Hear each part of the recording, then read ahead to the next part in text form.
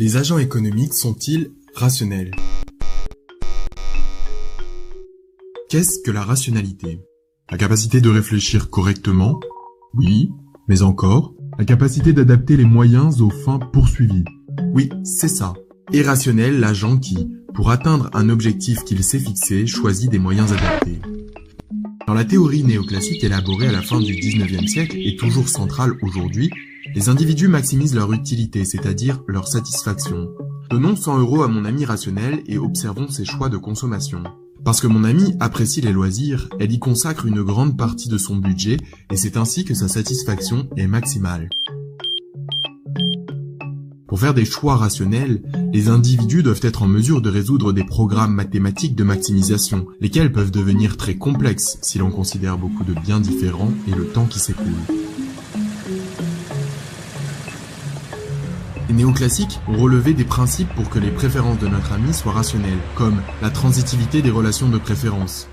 Si je préfère manger une poire plutôt qu'une pomme et une pomme plutôt qu'une banane, je dois nécessairement préférer manger la poire à la banane. Mais aussi la complétude des relations de préférence. Je dois nécessairement savoir si je préfère la pomme à la poire. À partir de ces principes, on peut modéliser mathématiquement les comportements des agents pour, par exemple, anticiper les effets d'une politique économique. L'agent maximisateur que nous venons de décrire peut paraître éloigné de la réalité. Il est parfois caricaturé sous le nom de Homo economicus. L'hypothèse de rationalité économique a été malmenée par plusieurs économistes au cours du XXe et du XXIe siècle. D'abord parce que l'information dont disposent les agents est imparfaite. Par exemple, puis-je choisir le meilleur fruit si je ne connais pas les prix et les qualités de tous les fruits du commerce? Non, bien sûr. Mais ai-je vraiment envie de faire le tour de tous les commerces avant de m'acheter mon goûter? Non, pas vraiment. C'est pourquoi, en situation d'information imparfaite, on parle de rationalité limitée ou procédurale. De plus, personne ne dispose des capacités de calcul de l'Homo economicus. L'économiste Keynes a ainsi repéré un phénomène qu'il appelle illusion monétaire.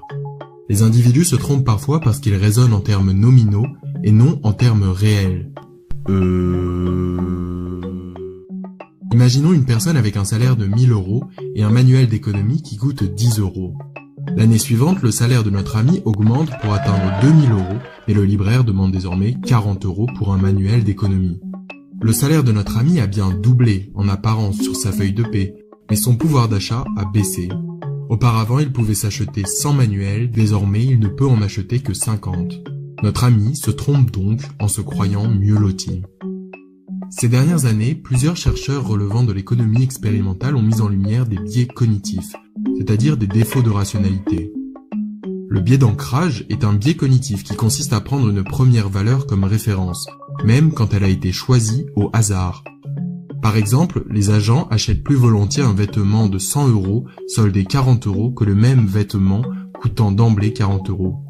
S'ils étaient rationnels, ils devraient estimer le vêtement en lui-même, et donc l'acheter ou ne pas l'acheter dans les deux cas sans se laisser influencer par le prix de référence de 100 €. Concluons.